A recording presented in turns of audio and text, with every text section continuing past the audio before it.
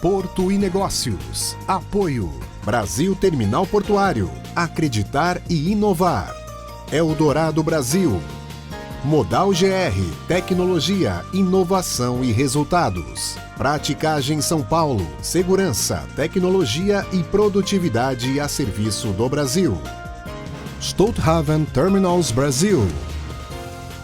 Transbrasa. Aqui o futuro já é presente. E FIPES, Ferrovia Interna do Porto de Santos. Excelência sob trilhos.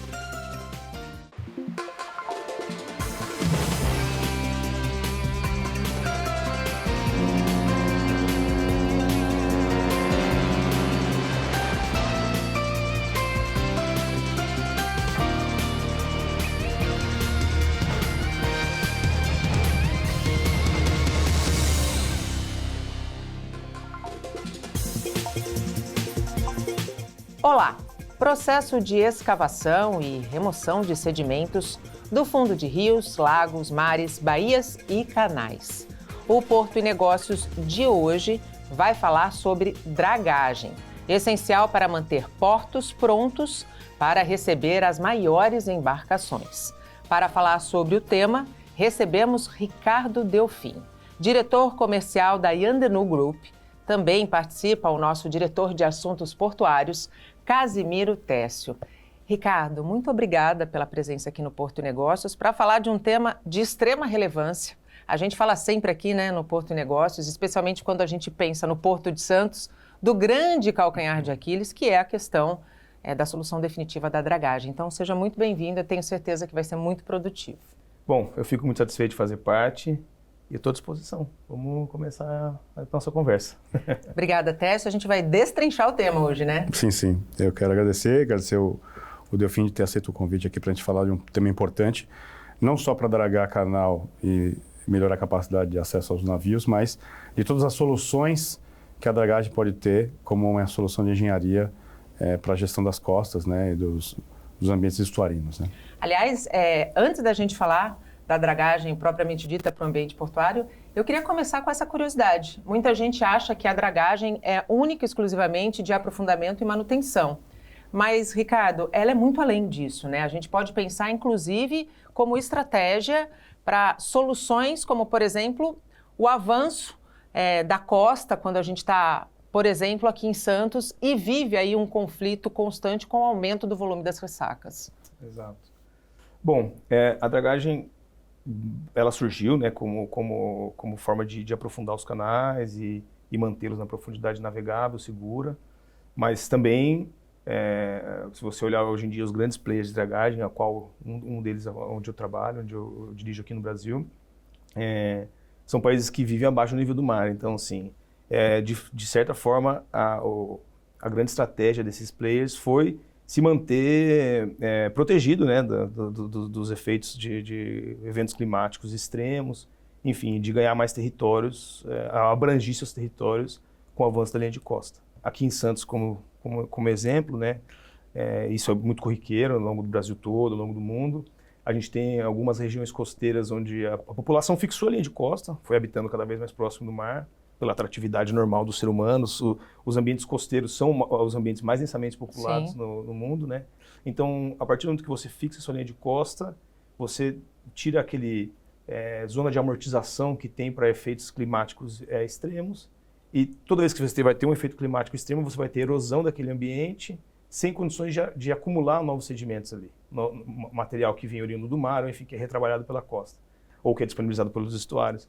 Então, ao longo de uma centena de anos ou ao longo de algum período de décadas, sucessivas erosões vão chegar no momento que o seu ativo social, o seu município, enfim, o mobiliário urbano vai ficar exposto à energia do mar. Então, de fato, é uma ferramenta bastante usada também para restauração ou recuperação ou ganho de novas terras, recuperação da linha costeira ou ganho de novas terras. Alguns portos, inclusive, até para ganhar território, utilizam a dragagem, Técio? Não apenas para manutenção, aprofundamento, mas realmente para extensão da sua linha de trabalho. Sim, como o Ricardo colocou, Roterdã é um exemplo, Então você teve a ampliação portuária, ela se deu justamente pela conquista territorial usando material de dragagem, ou seja, você tira para aprofundar e você aterra em outro lugar para conquistar, né? A gente chama, em inglês é o land reclamation.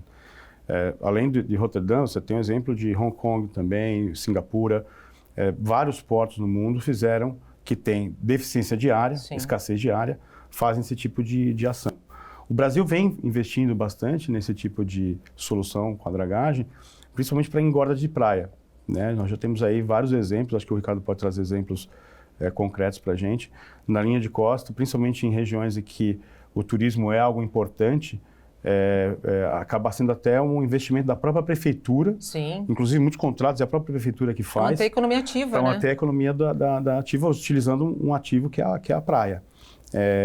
Aqui em Santos, pensando na ponta da praia, é uma forma de você recuperar o que foi perdido com o tempo, claro, a engorda, né? O importante é entender qual é a dinâmica do canal de Santos e, obviamente, com a quantidade de ressacas e as intensidades dessas ressacas cada vez maiores, você tem essa dinâmica sempre constante. Então, a engorda é recuperar, mas saber que daqui 50 anos você vai ter uma perda se a hidrodinâmica continuar a mesma, né? Sim. Então, é um processo contínuo.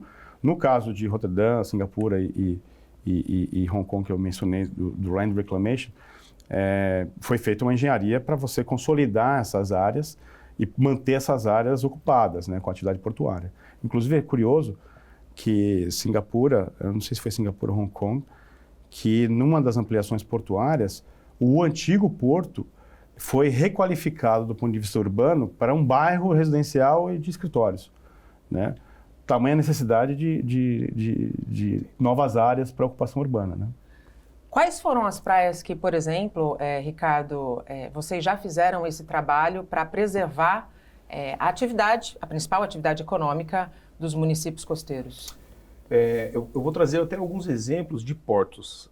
Dentro do nosso portfólio, em 2011, a gente executou uma obra da Embraport, a obra de instalação da Embraport, no qual houve a dragagem. Sim. E havia presença de material contaminado, por exemplo. Sim. Esse material foi bombeado para dentro de geotêxteis, né, de um tecido que permite percolar a água do material contaminado. Essa água era tratada e devolvida ao estuário. E esse material que ficou dentro dos geotêxteis, ele serviu de aterro para o próprio porto. Ou seja, ganhou território, ganhou cota, aumentou o nível do porto para atender a operação. Sim. E foi duas tacadas, né? Você tratou o material contaminado, usou ele como aterro e foi um uso benéfico daquele material. Dentro do nosso portfólio também, algumas praias que a gente andou executando no Brasil, e aí essas praias é interessante salientar que boa parte delas existia já de fato uma erosão costeira. Sim. Bem acentuada. Então, assim, você, ao passo que você alarga a faixa de praia, você leva energia de onda para longe da costa, sim, você protege a sua costa e, ao mesmo tempo, você fomenta o turismo, né? Sim. Então, eu trago de exemplo, Meiaípe, a gente executou nesse sentido, existiu uma erosão bem severa da Rodovia do Sol lá, isso fica em Guarapari, no Espírito Santo. Então, a gente fez esse alargamento da faixa de praia, levou energia de onda para longe da costa. Matinhos, no Paraná, idem. Então, existia erosão costeira bastante predominante, e o efeito foi igual. Balneário Camboriú já foi um exemplo que a erosão costeira já não era tão forte como nos outros exemplos anteriores, mas aí tinha um sombreamento da praia por causa da faixa de prédios construída muito próximo do litoral, que aí você alargar a faixa de praia, você conseguiu gerar mais área para o turismo. Uhum. Eu sei que vão ter projetos de expansão lá, vão colocar mais uma pista de rolagem, um calçadão muito similar a de Santos, pelo menos os planos eram esses. Então, assim, eu acho que os exemplos mais recentes do nosso portfólio são Fortaleza, 2019, Balneário Camboriú, Meiaípe e Matinhos. E quais são os métodos utilizados atualmente para essas realizações de dragagem? Como que eles diferem entre si? Para as praias, até onde eu tenho conhecimento aqui no Brasil, de recente, né, as mais recentes, sempre foram com dragas do tipo ROA, para autotransportadoras. Então, a praia, ela sempre, você tem uma jazida offshore, você vai mapear uma jazida onde a característica do grão de areia da jazida tem que ter compatibilidade estatística com o grão que está na praia, isso é uma premissa. Como o Terço comentou, né, a dependência o grão que está na jazida, se você alterar a composição dele, quando você traz ele para a praia, você pode alterar a inclinação do talude, você pode alterar o processo hidrodinâmico da praia. Então, você pode causar desequilíbrio ambiental? ambiental, sim, iniciando pelo meio físico. Então, assim, você vai mudar o ciclo de correntes ali e você pode acabar fixando esse pedaço da costa aqui em algum momento e acabar erodindo o outro. Então, tem que ter, de fato, um projeto bastante robusto de modelagem matemática, de estudo das correntes, de estudo geológico da composição dos materiais antes de você tomar a medida de aterrar um ambiente costeiro, né? Tem em pauta hoje em dia uma nova obra que é em Itapoá, foi publicada recentemente, né? Itapoá não, o Porto de São Francisco do Sul publicou um edital com o Porto de Itapoá. Aí sim, nos estudos, ao que tudo indica o material que foi publicado, o material que é de dragagem do canal, que está sendo destinado ao aprofundamento, né, que vai ser removido do canal, ele tem compatibilidade com 3 praias do município de Itapoá. Então, está se dando um uso mais nobre para o sedimento dragado do que simplesmente despejo offshore. Então, está usando para alargar a faixa de 3 praias no município de Itapoá, que conta com a erosão costeira. Então, são vários benefícios, um monte de valor agregado numa obra só, né? Tá aprofundando o canal, aquele material está sendo usado para fazer proteção costeira, que eventualmente vai fomentar o turismo. Técio, vou pegar o gancho dessa parceria público-privada, né, entre o Porto de Itapoá e o Porto de São Francisco do Sul, onde o grande anúncio foi que, do ponto de vista de movimentação portuária, após esse aprofundamento, eles vão ter capacidade de receber os 366 totalmente carregados. O que não acontece aqui no Porto de Santos, justamente por conta da questão da limitação de profundidade. Isso pode, a obra estando completa, impactar na movimentação do Porto de Santos? Pode trazer alguma consequência para o Porto de Santos, se o Porto não resolver o problema em tempo? Na verdade, assim, em termos de movimentação não acredito, mas em termos de competitividade, sim, né? É muito importante, eu sempre fico frisando, uso a palavra competitividade, porque é aqui que mora o cliente bem atendido, né? Um bom nível de serviço, menor tempo de operação, menor tempo de estadia da carga no porto, enfim, tudo menor isso custo.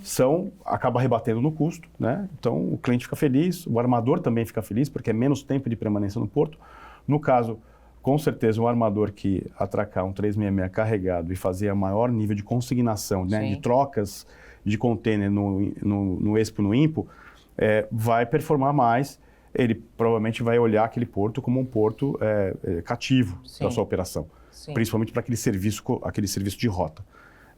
Então eu digo, não acredito que Santos vai perder carga, né, mas ele deixa de ganhar, né, deixa de ser competitivo. Então, a dragagem ela é um elemento importante para tornar um complexo portuário competitivo. Lembrando que a competição não está entre o Porto de Santos e o Porto de Itapoá. Mas entre os terminais. Os terminais do Porto de Santos com o terminal de Itapoá, né? Então a gente discute que a zona de competição do contêiner ela vai do Rio de Janeiro até Santa Catarina, né? O Rio Grande se destaca um pouco dessa zona de competição por estar realmente bem distante, é outro tipo de mercado. Mas um exportador de carne suína ou de carne de proteínas animais, seja boi, ave ou suíno, né? Bovino, avino suíno, ele tem um leque de opções de portos para operar que vai classicamente aí de Navegantes até Santos, né? Então as grandes exportadoras de proteína animal escolhem, obviamente otimizam as suas operações em função de rota, né? O mercado do Oriente Médio é um mercado altamente consumidor de avinos. E de condição, para que esse produto chegue. Exato, né? Então, mais uma vez, nível de serviço, ou seja, o cliente é bem atendido, ele vai escolher aquela carga. Então, o container ele roda para escolher um porto que seja mais adequado para a sua operação. E uma dragagem bem feita, bem executada, entrega previsibilidade, né? Sim. E aí a gente pode até pegar o gancho que a gente estava falando antes do programa, que é dragagem organizada, né? Ou seja, contrato de longo prazo. Sim. Que a gente pode entrar no assunto das concessões. Isso reflete em previsibilidade no serviço, né? Ou seja, o serviço está ativo, eu não dependo de uma nova licitação, né? Eu tenho previsibilidade para quem é cliente da dragagem, que são os navios e o próprio porto, né? Ou seja, não vou ter soluços, né, de perda de nível de navegação por ressaca, por sedimentação, que é natural. Que é natural e cada vez mais constante e frequente. Por causa das questões climáticas, que a gente já mencionou. Previsibilidade para o mercado de dragagem, porque você aloca os equipamentos otimizando a frota de dragas, e isso é importante para a América do Sul. Tá? A gente pode, até eu vou estender a pergunta para o Ricardo, como é que está o mercado hoje mundial, porque hoje a costa sul-americana, né, e nós estamos falando de Brasil, basicamente, ela disputa equipamentos com operações no Oriente Médio, com operações no Sudeste Asiático, porque esse mercado não é um mercado regional. Excetuando os Estados Unidos, que tem um mercado fechado, o resto do mundo bebe das mesmas empresas e dos mesmos equipamentos mundo afora. Que são quantas empresas? Bom, operando no Brasil, são mais ou menos 6 empresas com capacidade de executar, capacidade de executar obras dos portos, dos grandes portos brasileiros, mas basicamente detentoras dos ativos somos em torno de 5 empresas, que são donas dos seus ativos e têm controle de 100% de onde levar e de onde trazer o ativo que melhor satisfazer aquela obra. Não sei se eu estendo um pouquinho e exploro um pouquinho que vocês comentaram dos contratos. De fato, é um mercado que ele é internacional, ele é internacionalizado. Poucas regiões do mundo têm capacidade de sustentar e de manter ativo todos os ativos necessários para a execução dessas obras. Então, esses ativos necessariamente, por ser de capital muito intensivo, eles têm que estar escalando diferentes portos para se manter operacionais, né? São equipamentos caros? São, via de regra, são equipamentos caros, são muito eficientes e de fato, cada dia mais, os portos, eu posso dar exemplo do Porto Santos, por exemplo, os portos trabalham muito no limite operacional, ele está muito próximo se tem a folga abaixo daquele ali, no limite, então, para todo mundo ser satisfeito, para o usuário da carga, o dono da carga poder ser satisfeito, o terminal ser satisfeito, o armador ser satisfeito, o que acontece? A licença sempre vai, a licença ambiental, no caso, ou a modelagem do contrato sempre vai prever explorar o máximo daquele ativo portuário. Sim. Então, assim, a dragagem sempre tem que estar acontecendo. Alguns portos do Brasil, a exemplo de Santos, Itajaí, Paranaguá, Rio Grande, são localizados em ambientes estuarinos, com uma carga sedimentar altíssima. Sim. Então, eles demandam dragagem 24/7. Nem todos esses portos seguem à risca essa necessidade, alguns com intervalo um pouco maior, alguns com intervalo um pouco menor. Não estou dizendo que seja falta de planejamento do porto, nada disso. Aqui, cada um tem sua carga sedimentar específica e tem que atender dentro de uma certa periodicidade. Santos, voltando um pouquinho atrás, ele trabalha no limite, então aqui a dragagem de manutenção é como escovar o dente, tem que ser feito todo dia. Todo dia. Porque, de fato, os navios operam com uma folga abaixo da quilha já limítrofe, então o tempo inteiro o canal tem que estar disponível, a navegação segura e, enfim, contratos de mais longo termo trazem mais segurança, trazem possibilidade dos armadores saberem que vão contar com um canal dentro dessa capacidade operacional máxima. Com possibilidade de trafegar, né? De entrar e sair sem nenhum problema. Exato. E para as empresas que, como comentei, que são donos dos ativos, que até dentro da empresa existe uma briga interna com outro diretor comercial que está numa outra região, tentando puxar os equipamentos para lá, isso é natural, toda empresa tem, entendeu? Então, até para as próprias prestadoras de serviço poderem se organizar e alocarem os ativos de forma mais estratégica, isso é legal. O país que tem um ordenamento desses contratos de forma sequencial, ou que tenha um banco de dados onde as licenças, onde uma licença limita a operação, naquele mesmo momento outra permite, e as licitações, as contratações venham a acontecer de uma forma ordenada, isso permite todo mundo se planejar e permite previsibilidade para todo mundo.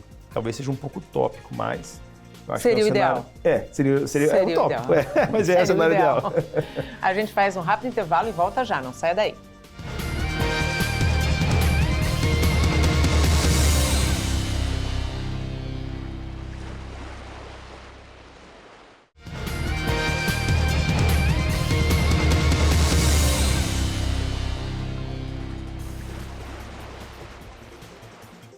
Estamos de volta e hoje o Porto e Negócios fala sobre dragagem. Recebemos no programa Ricardo Delfim, diretor comercial da Yandenu Group, E também participa o nosso diretor de Assuntos Portuários do Sistema Santa Cecília de Comunicação, Casimiro Técio. Técio, no bloco anterior a gente encerrou falando da importância do planejamento, falando da importância de contratos bem organizados, e é claro que aí a gente tem que falar sobre concessão, né? Porque o Porto de Santos, em específico, vive esses soluços vez ou outra. Eu nem chamo de soluço, eu chamo de desespero mesmo, né? Porque o contrato é curto e quando ele começa, já tem o medo de não dar tempo de ele ser renovado, enfim, de ter um colapso no Porto, como a gente já viu acontecer no passado. Qual é a atual situação do Porto de Santos do ponto de vista do processo de concessão e o quanto Paranaguá vai ser importante para, de fato, destravar essa situação que se faz necessária ser implantada no maior porto da América Latina? Bom, a modelagem do Paranaguá está praticamente pronta, né, para sair do forno. Vai ser uma referência para os demais portos. No fim, é importante trazer isso para o espectador, né? Quando alguém faz uma modelagem de uma concessão, de um contrato, ele vai modelar à luz da visão dele do negócio. Sim. Né? Dificilmente a gente vai ter modelos em que sejam consagrados, que sejam unânime, tanto para o lado de quem vai prestar o serviço, como para o lado de quem vai receber o serviço e pagar pelo serviço. Né? Então, quando a gente fala de concessão de canal, nós estamos falando praticamente aí de 4 grandes interessados. Né? Não estou nem colocando os stakeholders da cidade, Sim. das populações, eu estou falando da autoridade portuária, que é de Sim. fato quem... Dos operadores. De quem vai colocar o contrato na rua. Os operadores portuários, que dependem, obviamente, de disponibilidade Sim. dos seus terminais. Dos armadores, para poder organizar a frota tipo que vai frequentar aquele navio, né? E, obviamente, do próprio mercado de dragagem. Né? Então, obviamente que existem outros atores satelitais a esse processo, que é desde quem vai monitorar a dragagem, né? A consultoria ambiental que vai monitorar a dragagem, a prefeitura que vai estar no meio desse processo, as populações que estão no entorno, o pescador, enfim, tem um monte de gente envolvida. Mas esse grupo que eu mencionei talvez seja o eixo mais importante da modelagem da concessão. Quem paga mais é o navio conteneiro ou o navio graneleiro, né? O navio de carga líquida ou o navio de carga geral, né? De ro-ro. Então você tem a precificação do serviço que vai remunerar a dragagem, tem uma lógica no processo da concessão do canal. Então, quando a gente faz a modelagem do canal, não é só um contrato de longo prazo com uma empresa de dragagem, qual é o preço que o mercado vai pagar pelo serviço e a autoridade portuária vai repassar esse valor para a empresa que vai coordenar a dragagem. Né? Lembrando que existem outros serviços acessórios na concessão do canal, que é a questão da gestão do sistema de tráfego, né? Sim. Pode ter concessão que tem esse serviço embutido. Que é o VTMS. Exatamente. Que pode ter concessão que tenha isso embutido, pode ter concessão que não tenha. O Porto, por exemplo, de Santos ainda não tem essa gestão de tráfego. Não, hoje quem faz a gestão do tráfego de fato é a praticagem, né? E com todo o aparato de meteo device, né, de sistemas meteorológicos, o IS, né, não tem radar em Santos instalado. A praticagem instalou recentemente uma estação meteorológica a 45 quilômetros ao sul de Santos, em direção a Paranaguá, que antecipa em 45 minutos uma resposta a uma rajada de vento ou algum evento climático que possa impactar em risco alguma manobra. Tudo isso faz parte de uma concessão, né? A vantagem da concessão de canal para a dragagem e só o serviço de dragagem é justamente o que a gente mencionou no primeiro bloco, previsibilidade, né? Previsibilidade para a locação do equipamento e previsibilidade de que eu vou ter lá a minha cota de navegação firme com a minha folga abaixo da quilha garantida, independente do regime de maré. Que eu acho que esse é o ponto mais importante. Porque hoje a gente depende do regime da maré. Sim, aqui Santos, no Porto de Santos depende. Os navios de maior, das classes maiores, né, que dependem, obviamente, de uma folga da quilha, uma folga abaixo da quilha, que não permite em qualquer sistema, em qualquer momento do dia, precisa do estofo da maré, normalmente de manhã cedo ou depois de 12 horas para poder fazer a manobra até o berço, né? Lembrando só para o espectador entender que no berço você tem uma profundidade maior para poder manter a operação em qualquer regime de maré, mas às vezes você precisa do regime de maré para fazer a dragação. Um canal bem dragado, perene, com previsibilidade, você não precisa Bem dragado e com manutenção, 24/7, Sim, o tempo todo. Exato. Essencialmente, o modelo de concessão que a gente conhece, que é o que mais praticado, inclusive aqui na América Latina, né? Temos alguns exemplos na Argentina, tem um exemplo no Equador, do quais somos detentores. No Equador somos detentores do contrato, na Argentina a gente foi detentor desse contrato por bastante tempo, 3 décadas praticamente. Mas assim, essencialmente você tirar a remuneração da dragagem de manutenção, como eu falei, que é uma atividade de escovar o dente, é diário, né? De um regime que normalmente ele é fixado. Se você pegar as contratações públicas no Brasil, seja regidas pela Lei 13.303, que é das empresas públicas, seja pela 14.133, que é para autarquias, enfim, para as outras entidades, já que não são empresas, você tem modelos, caixinhas de contratação. Você tem um tipo de contratação, o prazo já é pré-determinado, você tem um modelo que as licitações devem seguir, por razões óbvias, para ficar isonômico, para o mercado poder atender. Quando você vai para a concessão, essencialmente, você está saindo dessa caixinha, que é a legislação fixa, isso. Burocrática. Todo mundo pergunta, qual que é o pior problema técnico para dragagem em ambiente portuário? Inclusive, acho que é uma das questões que a gente havia discutido antes. Basicamente, as questões técnicas já estão sanadas. Basicamente, assim, a forma de levantamento, a forma de medição, a questão do tráfego portuário. Capacidade de fato, aprofundar. Isso já está pacificado. Então, assim, hoje em dia eu vejo o maior obstáculo que a gente tem, de fato, é a burocracia. A burocracia da forma binária que é no Brasil. A licença ambiental ou pode ou não pode. A licitação é isso ou aquilo. Então, a concessão, você sai do modelo binário, que é executor um cúbico, ganha um cúbico, é remunerado por um cúbico. Está disponível ou não está disponível, sabe? Você sai desse modelo binário e você, óbvio, né? Se você tiver um ambiente, um modelo da concessão saudável, que tem uma alocação de risco saudável para todas as partes, você sai desse modelo binário, que aí acaba o porto, né? Ou enfim, a entidade contratante alocando e precificando um monte de risco para o lado dele, a executora um monte de risco para o seu lado. Então fica cada um precificando o seu risco ali. Quando você entra no modelo de concessão saudável, onde todo mundo é escutado, onde os custos, os riscos, os deflatores de preço das tarifas, enfim, tudo é levado em consideração de uma forma saudável. Esses riscos estando alocados, acho que tende-se a ter um planejamento melhor, previsibilidade melhor, custo-benefício melhor. Então, eu acho bastante benéfico o modelo que a gente está vendo em Paranaguá. Tiveram bastante questionamentos ao longo do processo. A Jandenú entrou com bastante questionamento nesse processo, por óbvio, tentando melhorar, tentando deixar ele o mais saudável possível, mostrando o nosso ponto de vista, né? Mas eu acho muito benéfico o sistema de concessões, porque a partir do momento que a gente tiver pelo menos esses portos que demandam um volume bastante expressivo de dragagem, se você tiver quase todos eles, ou boa parte deles, já de certa forma as concessionárias vão saber aonde cada um está alocado e aonde vão alocar seus ativos de uma forma mais planejada, né? mais previsível.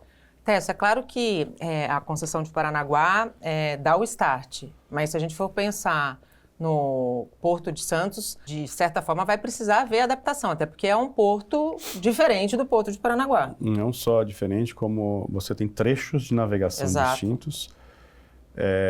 Existe aqui, nós estamos no meio de um processo de mudança de poligonal do porto, em que amplia o espectro de responsabilidade da autoridade portuária, né? Lembrando que, para quem conhece o Porto de Santos, a responsabilidade da poligonal ela termina praticamente na BTP, né? Quando você vai da BTP até o Tiplan, até os Minas, no canal de Passaguera, esse trecho é de responsabilidade desses 2 terminais. Quando você estica essa poligonal até, por exemplo, a área do Caneú, que está praticamente do lado dos 2 tupes, a autoridade portuária vai se responsabilizar pela dragagem até lá, né? Então, essas mudanças e o fato de você ter comportamentos distintos ao longo dos trechos dá mais complexidade. A cobrança... Sim, diferente.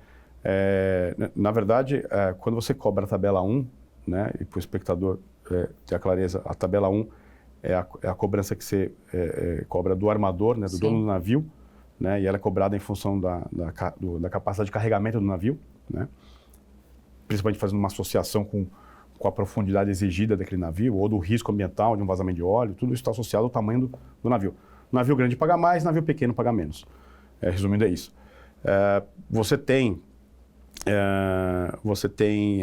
nessa cobrança, e é a regra da ANTAQ, o navio que atraca, por exemplo, na ADM, na Ponta da Praia, ou na Santos Brasil, na Ponta da Praia, ele paga a mesma coisa que quando ele entra na BTP, né? Por uma questão de isonomia de tarifa. Né? Entrou no canal, você paga a mesma tarifa independente do trecho navegável, né? Diferente da cobrança da praticagem, né? A praticagem ela cobra por trecho de manobra. Então, entender quais são os volumes de navios que frequentam os terminais do trecho 1, do trecho 2, do trecho 6, os volumes dragados de cada trecho. Você tem que fazer essa matemática do que é exigido no contrato, em termos de dragagem, versus quem vai remunerar esse contrato, que é o total dos navios. Né? Você tem uma complexidade maior em Santos, o mix de cargas em Santos é muito maior. É maior, né? Obviamente isso tem a ver com os terminais e com novos terminais você tende a mexer nesse mix. Sim. Né? O modelo da concessão de Paranaguá, ele faz um cálculo de mix, um fator de mix de carga, e esse fator de mix de carga ele é um multiplicador da tarifa. Né? Então, se tem mais navio conteneiro, tem uma conta. Se tem mais navio graneleiro, tem outra conta. Né? E aí você tem que traçar todos os cenários para quem vai participar da concessão e tentar chegar a um equilíbrio se tiver em algum momento um desequilíbrio financeiro do contrato. Né? Mas o mais importante o Brasil já está ambientado com o instrumento da concessão. Sim. Você tem concessão de aeroporto, concessão de rodovia, concessão de geração de energia. Os próprios arrendamentos são regimes de concessão. E já sabe que dá certo, né? Então, você saber as bases, aí que o Ricardo colocou, qual é o risco que a autoridade portuária assume? Qual o risco que é do empreendedor, né, do concessionário? E você tem uma conversa franca na gestão do contrato, né? Eu brinco que é mais difícil fazer gestão contratual do que contratar. Né? Com certeza. Contratar, você põe o edital na rua, vai para o leilão. Agora, gerir um contrato é a parte mais difícil, né? Ainda mais num serviço que é praticamente base dólar, né? Então, depende da cotação, principalmente de moeda estrangeira, né? Então, o Brasil não tem o costume, né? Não tem a regra de indexar seus contratos em moeda estrangeira, né? Até porque a nossa moeda ela é um eletrocardiograma na bolsa. Ainda mais nos últimos tempos. Exato. Então, são riscos que, assim, são do negócio, né? Mas isso é porque o Brasil tomou uma linha de não ter empresas nacionais de dragagem, né? Então, a gente depende 100% do mercado internacional. Do mercado internacional. Bom, enfim, só voltando no ambiente dos riscos serem bem alocados, bem divididos, porque é justamente isso, né? No começo da minha outra pergunta, eu ia explorar esse assunto e deixei passar. Mas é que a gente sai do regime de pagamento por escopo e a gente passa para um regime por performance, que é deixar o ativo operacional o tempo inteiro. Então, de fato, a alocação de riscos, o mix de carga, tudo isso são riscos que você assume no momento da concepção da concessão, né? Você idealiza que vai chegar naquele... Só que assim, a concessão também permite um tempo mais extenso de contrato, que essas variáveis, às vezes, eventualmente, no longo do tempo de concessão, 25 anos, vai mudar o mix de cargas. Sim. E esse tempo de concessão é importante porque você tem 25 anos para discutir e para você amortizar esses riscos. E readaptar o que foi preciso. Justamente. E aí, voltando, né? Que seja saudável o ambiente a alocação dos riscos do contrato. A gente faz mais um rápido intervalo e volta para a última etapa do Porto e Negócios. Não saia daí. Até já.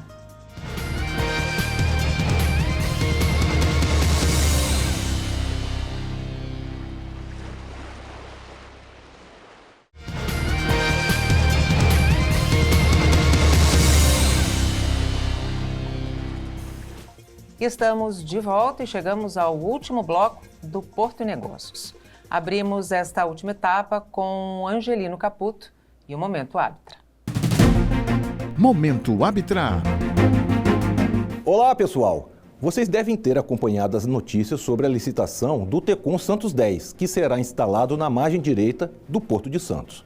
Agora, em março, a ANTAQ realizou uma audiência pública para discutir o arrendamento desse grande e necessário terminal de contêineres, que promete aumentar em até 50% a movimentação de teus no complexo portuário santista, já que a capacidade do porto deve chegar ao limite entre 2030 e 2032. Além da modernização das operações, o projeto contempla obras na malha viária ao redor do porto, ponto, aliás, que deve ser muito bem acompanhado pela comunidade portuária de uma forma geral. Embora a Arbitrar apoie o projeto do Tecon Santos 10, uma questão específica preocupa a associação desde a primeira versão do edital produzida lá em 2022. Trata-se dos aspectos concorrenciais, que, se não forem bem equacionados, poderão até inviabilizar o funcionamento de alguns dos atuais terminais que já operam há anos aqui no Porto de Santos. Essas questões foram relatadas pela Arbitrar na recente consulta pública e esperamos que sejam consideradas. Resumindo, trata-se da adoção de uma regra conhecida como Capacity Share, onde, durante um prazo inicial do contrato, enquanto a capacidade do complexo for muito maior que a quantidade de cargas, caso um grupo formado por armadores sagre-se vencedor da licitação, ele não poderá movimentar mais contêineres do que, proporcionalmente, sua capacidade no conjunto da capacidade total do porto.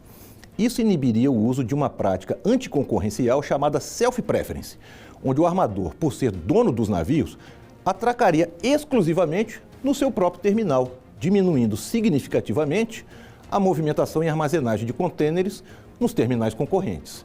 Essa regra foi amplamente debatida entre o CAD e a ANTAQ na versão anterior do edital, inclusive contou em 2022 com um despacho favorável do próprio diretor-geral da agência reguladora.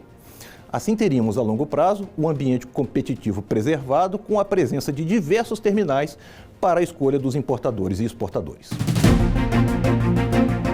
Momento Arbitrar. Obrigada, Caputo, e voltamos com os nossos convidados. Recebemos nesta edição do programa Ricardo Delfim, diretor comercial da Yandenu Group. Também participa o nosso diretor de assuntos portuários do Sistema Santa Cecília de Comunicação, Casimiro Técio. Hoje falamos de dragagem. Técio, há quase um ano atrás, o Rio Grande do Sul vivia sua pior tragédia em virtude de um extremo climático. E isso impactou os portos, né? E houve a necessidade aí de um grande trabalho para restabelecer a possibilidade do tráfego de navios. No caso do Rio Grande do Sul, se houvesse um estudo antecipado ou um fundo, né, para mitigação desses reflexos, né, como seria importante isso já ser alvo de estudo entre os portos, em considerando que a gente está vivendo um momento cada vez mais crítico? Bom, acho que primeiro ponto, o que aconteceu no Rio Grande foi no complexo do Guaíba, né?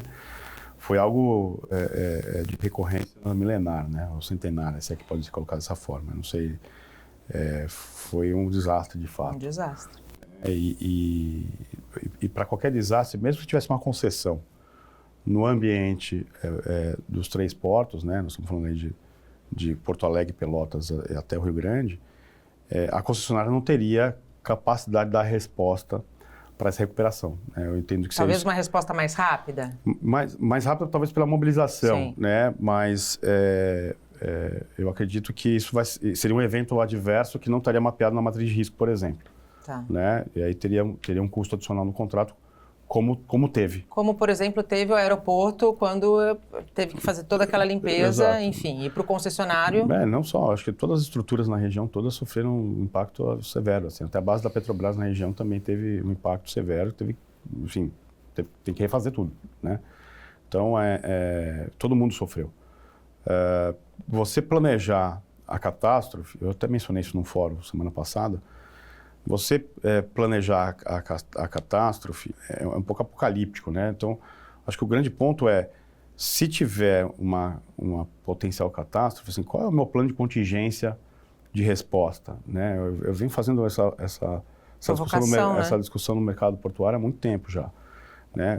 Todo mundo está louco, correndo atrás de descarbonização, vamos reduzir carbono, custe o que custar, mas o básico que é responder aos extremos climáticos, e a gente começou o programa falando sobre land reclamation, né, de recuperação, engorda de praia, de utilizar a dragagem para amortizar a energia da onda, tudo isso são eventos, são ações de programas de adaptação. Assim. Roterdã e Antuérpia trabalham com diques e com o aterro como proteção dos seus países. Né? Isso já é uma medida adaptativa. Esses países investiram nos equipamentos de dragagem, e nós estamos falando aqui das 5 empresas que atuam no Brasil, 4 são, 2 são belgas, né? Nasceram no Porto de Antuérpia, na região dos Flandres, e 2 em Roterdã, que está vizinho ali na Holanda. As 4 empresas, elas nasceram nos 2 principais portos europeus para dar respostas aos portos, para dar respostas ao fato dos países estarem abaixo do nível do mar, né? É engraçado, você vai para Amsterdã, você vê conchinha da praia no jardim, né? Você tem praticamente 80% do mercado com a presença dessas empresas. O Brasil não desenvolveu essa tecnologia. Aliás, a gente fala do Sul, né, que de fato foi uma tragédia, mas o norte do país também viveu o outro extremo, que foi a seca. Que né? Também depende da dragagem. Que também depende da dragagem. Nós falamos, inclusive, do flutuante, do pier flutuante, que foi a grande saída ali para evitar impactos mais severos. Mas se não há essa previsibilidade, a gente não consegue... Eu concordo com você que prever tragédia é meio apocalíptico, mas prever medidas de adaptação são plenamente possíveis, né? E concessão hidroviária segue nessa linha, né? A dragagem de rios... e aí é muito importante deixar claro isso para quem está nos ouvindo, seja do órgão ambiental, seja do Ministério Público. Assim, dragar rio é uma questão de sobrevivência de quem mora no rio. Né? Todo mundo acha assim, vai dragar o rio, vai criar impacto ambiental. Não. A saúde da hidrodinâmica do rio depende da dragagem.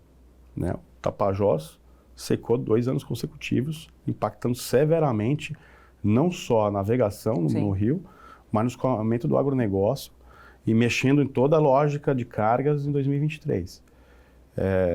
Nós estamos iniciando o processo pelo Rio Paraná-Paraguai, da concessão. Está aí às vésperas aí de discutir a do Madeira. Sim. E eu sou um defensor fulcral da concessão hidroviária, e a dragagem ela é fundamental nesse processo, fundamental. Ricardo, vou pegar o gancho da resposta do Técio, porque muita gente acha que dragar é destruir, especialmente quando a gente fala de meio ambiente, né? E quando você estuda um pouquinho mais sobre o processo, enfim, você vê que não, que, como bem disse o Técio, em muitos cenários é questão de sobrevivência. O que garante, dentro do processo da dragagem, que o meio ambiente e o ambiente marinho será preservado? Tem 2 componentes legais que a gente pode juntar nessa resposta, né? Voltando nas concessões, que o Tércio comentou, que é sobrevivência, que são contratos de longo termo, por exemplo, as medidas que nós tomamos, né? Que as empresas que são detentoras de equipamentos, principalmente, tomam. Os nossos equipamentos, com a evolução, internet das coisas, enfim, com a evolução de automação, o equipamento passa a ter um login, ele está o tempo inteiro registrando todas as atividades dele, está fazendo um back-office muito intenso com a nossa matriz. Então, assim, toda a operação do equipamento ela é otimizada em tempo real, praticamente. Então, tem o pessoal calculando, dimensionando a bomba, dimensionando como é que você tem menos spill, como é que você pode cumprir melhor, mais eficiência para o equipamento, ou seja, diminuir a sua pegada, uma interferência no meio ambiente, no ambiente, vai trazer um impacto. Isso é inerente, você precisa. Só que assim, quanto mais pontual e quanto mais rápido esse impacto for, melhor. Quanto mais eficiente for. Então, assim, preciso também, né? Preciso. Então, assim, os equipamentos, eles estão sendo melhorados a todo instante. Então, o equipamento está operando, a gente está tendo feedback operacional, e o próximo equipamento que for para o estaleiro, ele vai sair do estaleiro já melhorado. E a concessão é algo que também é interessante, desculpa só voltar nesse tema, mas é que você tem 25 anos de contrato, 30 anos de contrato, você tem garantia de que seu equipamento você vai estar sempre recebendo equipamentos melhorados na sua concessão. Então, assim, do lado da empresa executora, eu posso trazer alguns exemplos. Eficiência das bombas, já temos alguns navios que estão em estaleiro nesse momento, que estão vão sair agora adaptados para uso de metanol verde. A gente não tem nenhum metanol verde ainda sendo fornecido bunker de metanol verde, mas a gente já tem uma projeção de que esse tipo de bunker vai vir para o mercado. Então, assim, os combustíveis a gente está adaptando, a forma de execução está sendo adaptada. Então, assim... É uma operação segura. Sim, passou a cada vez mais segura, a inovação trouxe cada vez mais segurança para a operação. O impacto é inerente, ele vai ter, Sim. Mas a ideia é que o impacto seja cada vez mais pontual e mais rápido e da forma mais eficiente possível. Mantendo as cadeias, como o Tércio comentou, mantendo as cadeias de comércio, mantendo o funcionamento dessas hidrovias. Por óbvio, né, eventos extremos, a gente não consegue contingenciar todos os eventos extremos. Não dá para você mapear todo. Por exemplo, a seca que a gente enfrentou na região norte. As dragagens poderiam postergar um pouquinho mais o fluxo das cadeias, mas não evitar, quando chegou no ápice da seca, como foi no Rio Grande do Sul, você não consegue evitar 100%, mas mitigar esses eventos você consegue em grande maneira. E aí que é a importância das medidas adaptativas, né? É a mitigação dos prejuízos mesmo, dos impactos. No final, assim, quando você tem um problema grave, todo mundo perde. Sem dúvida. Será que eu posso perder menos? Né? Eu lembro quando eu estava à frente da Tietê-Paraná, da hidrovia, nós tivemos a seca de 2014. 2014 foi uma seca sem igual, histórica. O ONS, o órgão nacional do sistema, que é quem regula, quem administra todas as barragens do país, eles dizem quanto que vai sair por cada vertedouro ou por cada turbina. Eles entraram numa zona de conforto de não despachar as termoelétricas e continuaram sangrando o sistema hidroviário, né? O sistema de geração hidrelétrica. Quer dizer, se eu, sistema de transporte, estou me apertando, eu, prefeito, estou me apertando para fornecimento de água de abastecimento público, de consumo humano. Eu, que tenho uma produção de peixe, de tilápia lá em Santa Fé do Sul, no Rio Paraná, né? Eu que uso a água para irrigar minha agronomia, minha lavoura. Quer dizer, todo mundo se aperta, menos o sistema elétrico se aperta, né? Então, assim, foi uma época em que a navegação na Tietê-Paraná parou, Sim. Né, literalmente. Sim. Não é que navegou com 30% da capacidade, né? Por exemplo, no Tapajós, a navegação continuou, mas continuou com níveis mínimos. No limite, bem no no limite. No Tietê-Paraná, parou durante quase 2 anos a navegação, né? E aí é onde a gente diz sobre a questão da alocação do risco e vamos dividir o problema junto, né? Então, infelizmente, o sistema elétrico ele é mais organizado e mais forte que o sistema hidroviário. A gente ainda está engatinhando aí na articulação institucional. E eu acho que a concessão hidroviária ela é um caminho para isso. Até porque a gente tem muitos quilômetros de vias navegáveis que podem e devem ser explorados, justamente quando a gente pensa naquilo que está todo mundo olhando, que é a questão da preservação e da sustentabilidade. E virar uma hidrovia de fato, né? Porque Exato. Hidrovia no Brasil mesmo é só Tietê-Paraná. O resto são vias navegáveis, né? Precisa balizamento, segurança, serviço de salvatagem, monitoramento, né? Dragagem, enfim. Eu acho que são pontos relevantes a irem para a pauta. Precisa priorizar a pauta. O governo criou uma secretaria específica né? para isso. A gente tem que chamar o Dino. Está convocado, Dino. Já chamei o Dino várias vezes, publicamente agora o convite feito. É isso, e chancelado aqui também por mim. Quero muito uma entrevista com você, Dino. Eu acho que realmente a gente não pode transformar a secretaria apenas em mais um órgão, mas fazer com que a secretaria de fato deixe o legado que precisa acontecer, que são as concessões e a exploração da malha hidroviária, que é bem aquém do que a gente tem possibilidade. E lembrando que a dragagem ela é instrumento fundamental para isso, né? Garantir cota de navegação mínima, garantir a calha de navegação, ou seja, a via de fato navegável, né? A previsibilidade. Exatamente, é isso. Só me complementar, e às vezes, na grande maioria dos casos, a dragagem em hidrovias, né, você não vai lutar contra a natureza, você não vai simplesmente, a Carta Náutica ela delimita o canal nesse ponto, né? Aliás, usualmente não é para ser feito desse jeito, né? A gente espera que num ambiente saudável, como a gente comentou, Você não vai tentar eliminar aquele banco que migrou, ele demorou 6 meses para migrar naquela posição. Às vezes é muito mais consciente você simplesmente mudar a rota, entendeu? Sim. De navegação. E o concessionário, ele tem esse papel também, que é monitorar o rio e evitar que seja eficiente, não seja um processo de lutar contra a natureza, queimar combustível a troco de um esforço inócuo. A ideia é isso. Não, perfeito.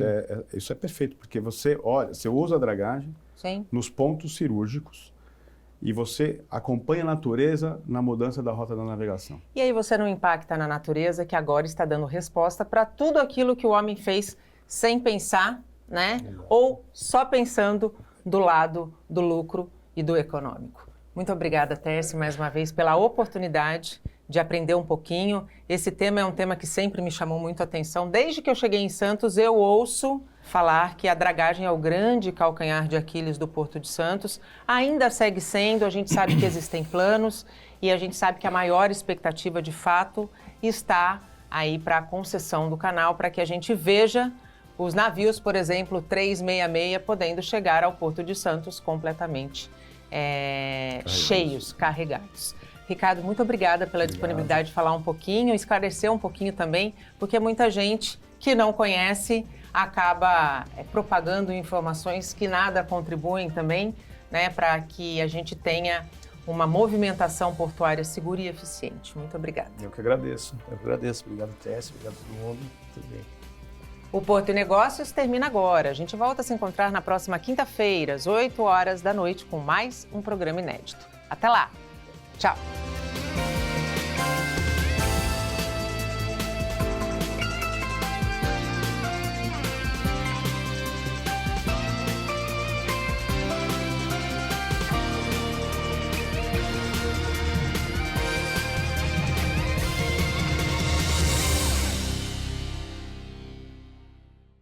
Porto e Negócios. Apoio. Brasil Terminal Portuário. Acreditar e inovar. Eldorado Brasil. Modal GR. Tecnologia, inovação e resultados. Praticagem São Paulo. Segurança, tecnologia e produtividade a serviço do Brasil. Stolthaven Terminals Brasil. Transbrasa. Aqui o futuro já é presente. E FIPS, Ferrovia Interna do Porto de Santos. Excelência sob trilhos.